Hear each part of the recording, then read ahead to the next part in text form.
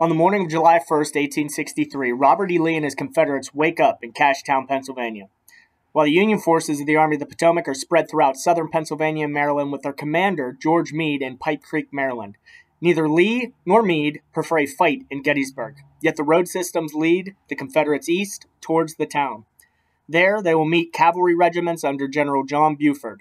Buford, knowing the valuable high ground exists just to the south of Gettysburg, must try to hold off the Confederates until further Union reinforcements spread throughout the countryside arrive at Gettysburg.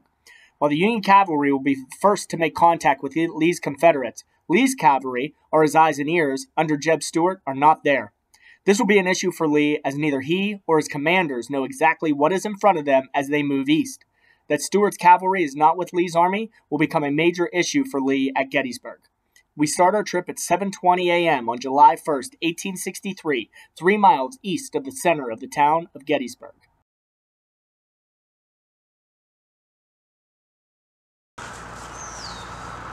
So it's July 1st, 1863, at 7:20 in the morning. The first shots of the battle are fired from this picket fence that existed here at the time. Now, to your back, about 3 miles is the city of Gettysburg. Coming from the north is the Confederate Army. Now, they are not sure what's in front of them because Robert E. Lee is missing his eyes and ears, Jeb Stuart and his cavalry. So they have to approach with some caution. What they run into here is some members of the 8th Illinois Cavalry. They're called vedettes. And what these vedettes and skirmishers for the infantry were basically a tripwire to alert the army when the enemy was approaching. So the tripwire is set here at 7:20 a.m. when Marcellus Jones jumps off of his horse, raises his carbine on this picket fence, and fires one shot. At that point, the Union goes into this delaying movement. It's called a defense in depth, and what their job is to slow down the Confederate Army from getting to Gettysburg so that George Meade, who's in Pipe Creek, Maryland, is able to bring the Union Army to Gettysburg to meet the Confederate Army. So this is where the first shot takes place. It's about 3 miles to the east of Gettysburg. The Confederates are coming from Cashtown, and now it's the job of the Illinois troopers to slow down the Confederate advance. After the first shot is fired, General Buford and the Union cavalry enact a defense in depth.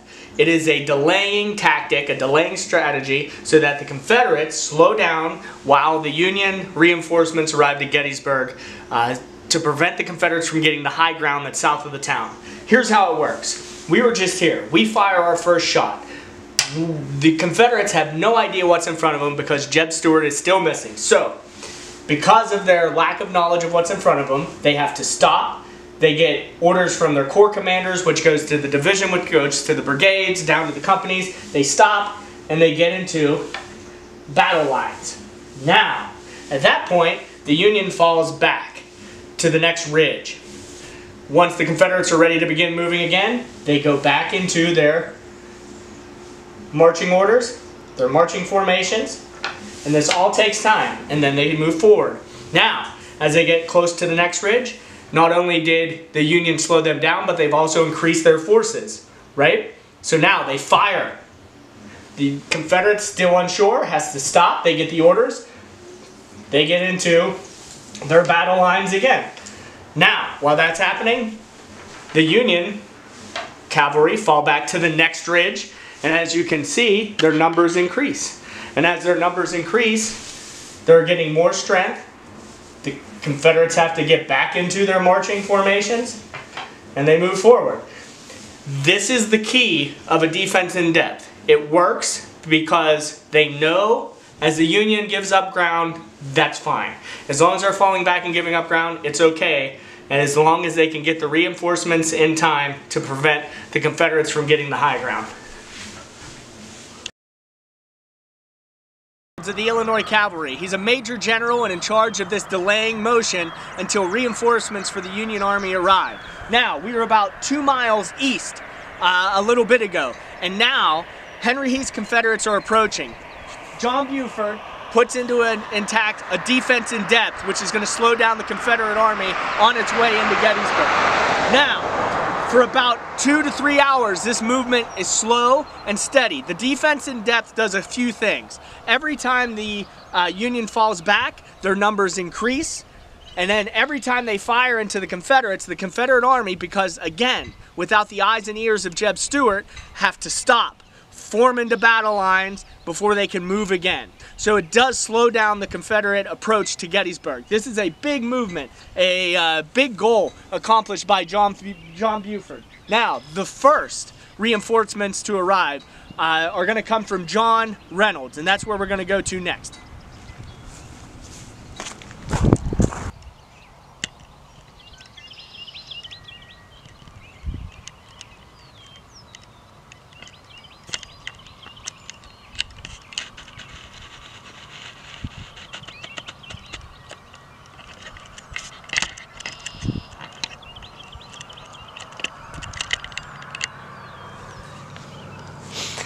What we just saw was the cupola of the seminary, the Lutheran seminary that exists on this ridge. It was here during the battle. From that cupola, John Buford is going to watch the Confederate movements until the first reinforcements arrive, and they come with the highest ranking general that arrives on the field first. His name is John Reynolds. Now, all those monuments here, his fighting takes place mostly in Herbst Woods, which is behind you. Now, something that you can use as a rule of thumb when you're on the Gettysburg battlefield. The monument will tell you what happened to a lot of the leading officers, all right? So, if all 4 of their horses' legs are on the ground, they survived, all right? If one leg is up, they were wounded. And sadly for John Reynolds, we see that 2 of the feet of his horse are off the ground, meaning he does not make it out of Gettysburg alive. So let's go see where he was fighting and what happened there.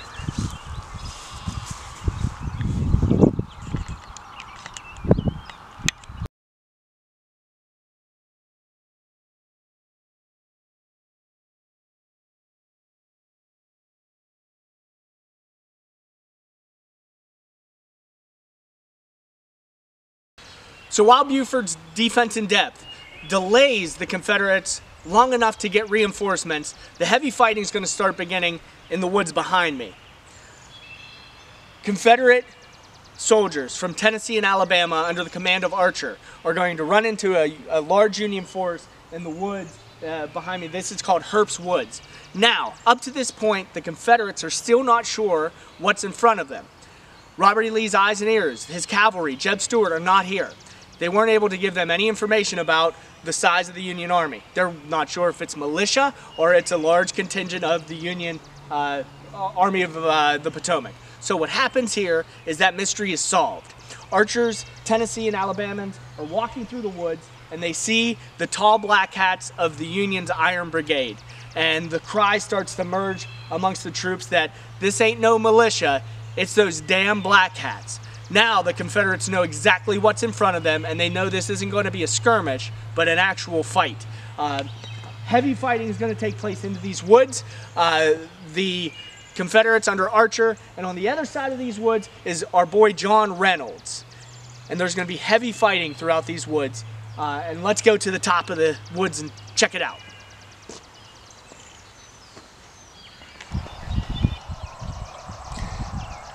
Once Reynolds arrives, the Union line is going to stretch Seminary Ridge. Along this ridge will be multiple regiments and companies under the 1st Corps. Now called Reynolds Woods, but Herbst Woods is where most of the fighting is going to take place early on.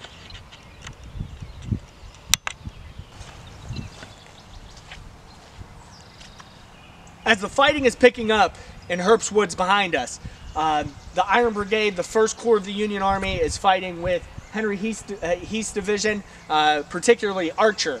Alabama and Tennessee troops are making their way through Herbst Woods. They run into the Iron Brigade. Now, the highest ranking officer that is killed here is going to happen, and there's a mound and a monument dedicating that event, and that's John Reynolds. While leading his troops and urging them through the woods, he's going to catch a bullet. And the great part about history is it can be debated. There's mysteries. Was it a sharpshooter from up in the trees? Was it just a random volley from Alabama or Tennessee troops? That we can't absolutely tell. But we can state the facts. John Reynolds, while on horseback, was mortally shot in this location. He was immediately taken to the town of Gettysburg, where he dies. The building in which he dies is still standing. You can still go to the building, and there's supposedly his blood still visible in the wood. I've never been in the building, so I couldn't tell you that. But the heavy fighting is going to take place in this area. So now let's take a wider view and see this Union line as it starts to develop and as the fighting starts to get more heated throughout the day.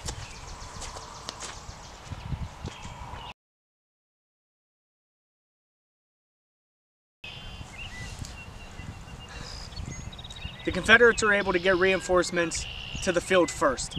So you're going to start seeing the Union start to fall back, and the rest of the day they're going to start slowly retreating through the town of Gettysburg, giving the Confederates a big surge of confidence. One highlight for the Union takes place and starts where you're standing. You're standing with the 6th Wisconsin, part of the Iron Brigade, and they're under the leadership of Rufus Dawes. Rufus Dawes' great-grandfather, William Dawes, rode with Paul Revere on his midnight ride to warn the colonists that the British were coming. So he has a family lineage of patriotism and military experience. Over my shoulder, across Emmitsburg Road, you're going to see a railroad cut, and we're going to make our way over there. But from this spot, while in reserve, reserve means they're hanging back waiting for orders to go where there needs to be help. The Union line's starting to get pushed back, but Rufus Dawes sees to our northeast. He's going to see Confederates under Jefferson Davis's nephew push Union troops through the railroad cut. And he notices a mistake by the Union troops. They take cover in the railroad cut. We're going to make our way over there, and we're going to do our first battle march of the day. All right? Let's do it. Under Rufus Dawes, the 6th Wisconsin is going to make its way over these fields, and then once crossing the Emmitsburg Pike, is going to charge across this open field in front of us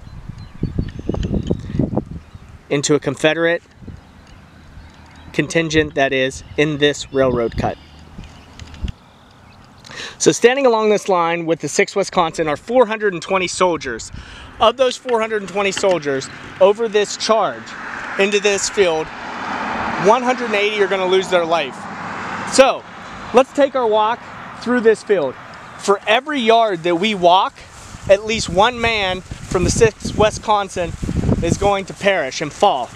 Now, I'm no Les Stroud, and I'm no Mrs. Irwin when it comes to technology, so this is probably a weird view, and I'm trying to do it the best I can. But as we're doing this charge, one story I like to tell is about flag bearers.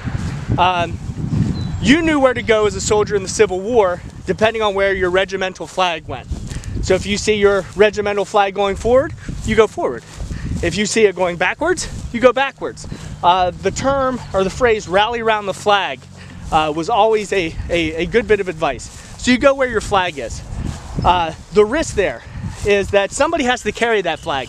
And if they're carrying that flag, it's going to be really difficult for them to operate any type of firearm. So over this field, several flag bearers for the 6th Wisconsin are going to be wounded and killed. Because the flag bearer is so important in organization of troops, they make a great target for the enemy. If you want to disrupt movement, order, or organization, you try to take out the flag bearer. So, as we get to this railroad cut, the Confederates are going to make the same mistake that the original Union soldiers did that Rufus Dawes saw at first. Once they get through the railroad cut, they go back into it to take shelter.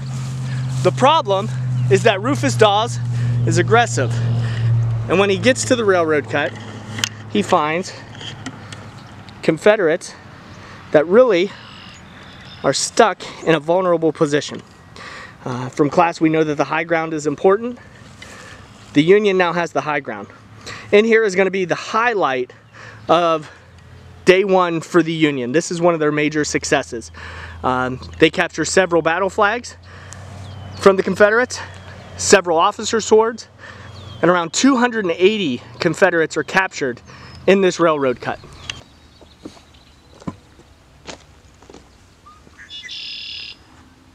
Alright, so now we're down in this railroad cut. When the Union under Rufus Dawes gets to this cliff and they surround the Confederates and entrench them in this railroad cut, hand-to-hand combat's going to take place. People are fighting for their lives. Guns are being swung. Fists are being thrown. There's reports of brains that were exposed due to crushing blows from muskets. The Confederates take heavy casualties, but they also surrender over almost 300 troops. They get sent to the Union line. Now, this is a short-lived success for the Union because, again, the Confederates are getting reinforcements at a faster pace than the Union. So now, Rufus Dawes and the 6th Wisconsin are going to fall with all the other Union troops back because the hope is still to delay the Confederate advance.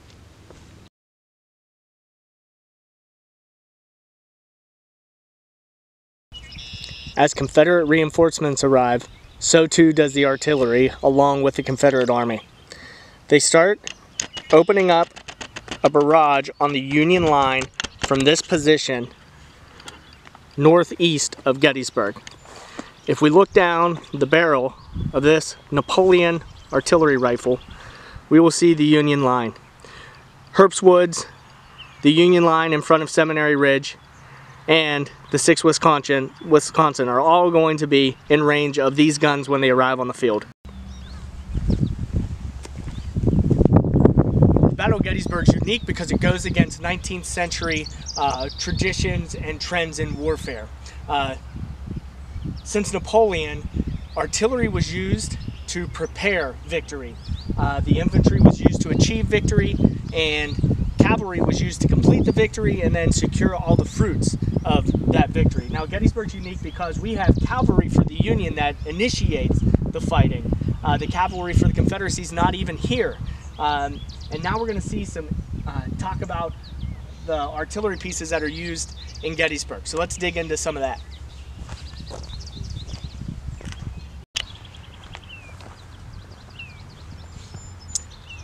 According to the United States Army's field instruction for field artillery, there were 2 goals that you used artillery to accomplish: break an enemy's line or prevent an enemy's line from forming.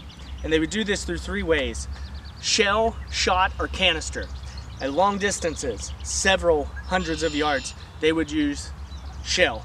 And it was a timed explosive used by a fuse. And the objective was to shoot it above the head of the enemy. The fuse would detonate the projectile and it would rain down shrapnel on the enemy soldiers. The hope is that it scares them. All right, it's not going to do a lot of killing, but it's going to do a lot of significant injuries that makes them slow, prevents the line from forming, or makes them think twice about continuing to move forward. As they get closer, at about 400 yards, the artillery will then shoot solid shot. And think about skipping a rock. They're not trying to launch it, they're going to skip it across the ground. So if we look behind my shoulder and we see all of the fields behind us, they would skip solid shots, solid cannonballs across these fields. The objective is to rip off arms, legs, cut people in half. Again, not going to cause a great amount of casualties, but the type of casualty is going to be significant. Again, you want the enemy to stop moving forward. Now, lastly, at 100-200 yards, when the enemy is clearly close to you, they go to the 3rd route, and that is canister. What a canister is imagine a shotgun shell. Inside a canister is aluminum can is going to be filled with these BBs. These BBs are going to explode out of this canister as soon as it leaves the barrel of the artillery cannon, and this is where you're going to see a lot more casualties. This is almost like the desperation. They're getting close to your artillery gun, so now you want to take out as many as you can. So shell, shot, and canister were used to either break an enemy's line or prevent it from forming. Now, in the situation, if the enemy is getting to your gun, what a lot of these artillery commanders would do would be to spike it. And I'm going to show you how to spike a gun right now. As you see at the top of the cannon, we have our vent. They would put the pin down here, poke a hole through the black powder bag that's at the bottom, which whenever pulled and ripped would cause the fuse that would explode the black powder, which would cause the projectile to go. So how they would spike this, they could do it with a bayonet, and they would jam the end of the bayonet down into this vent, breaking it off. Now it's difficult, but not impossible, to unspike a gun. But the point of spiking a gun is we're going to lose this gun. So we want to make sure that they can't spin this thing around and then start shooting it at us. So in the situation of when your artillery weapon was going to be captured by the enemy, you would spike the gun.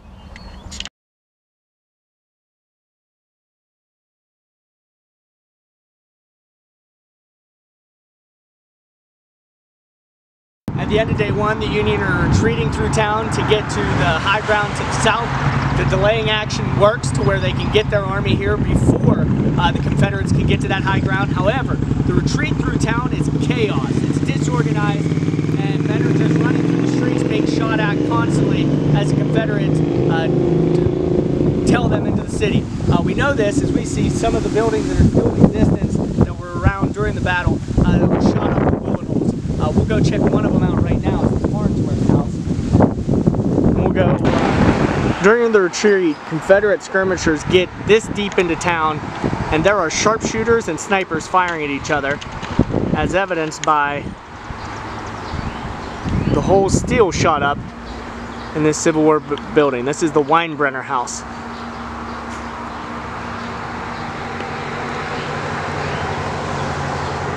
So the Union retreat through town is chaotic and dangerous, but they do accomplish their goal of getting the high ground.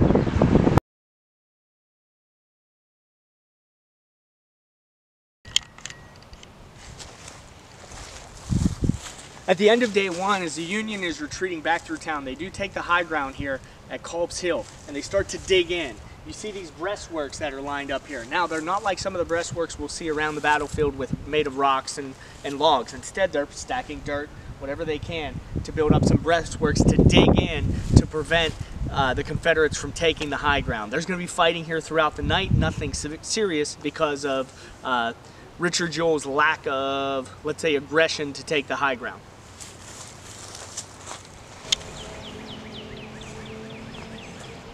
All right, so towards the end of day one, once the Confederates are gaining ground, Robert E. Lee sends orders to General Ewell to take the high ground in front of them if practicable. Now, the key words in that statement was if practicable. Richard Ewell took over Stonewall Jackson's corps. Now, Stonewall Jackson was an aggressive general. He would have never needed that order if he was still alive. He dies in Chancellorsville, unfortunately, for the Confederacy. Now they have Richard Ewell, who's a little more cautious, and he takes the order from Robert E. Lee as if practicable. However, Robert E. Lee is a Southern gentleman. He's not going to scream and yell. He gives an order with that statement with the expectation that Ewell is going to take the high ground. He does not. He feels like his men have been pushing too much on the march, that it's not practicable to take the high ground at the end of day one. This is going to cause so much headaches for the Confederacy over the next 2 days as they lose the high ground immediately. Now, over the next 2 days, July 2nd and July 3rd, General Greene is going to be in charge of defending this high ground for the Union. He's a civil engineer, and he starts having the Union build breastworks and digging in. And for 2 straight days, July 2nd and July 3rd, from in the morning until after midnight, they take attacks from Richard Ewell constantly, giving some ground and then taking it back, giving some ground and taking it back. However, the Union defends this high ground throughout the entire battle. The Confederates under Richard Ewell never take Culp's Hill, which is strategically important because you want to keep the high ground, and the Union keeps it throughout the battle.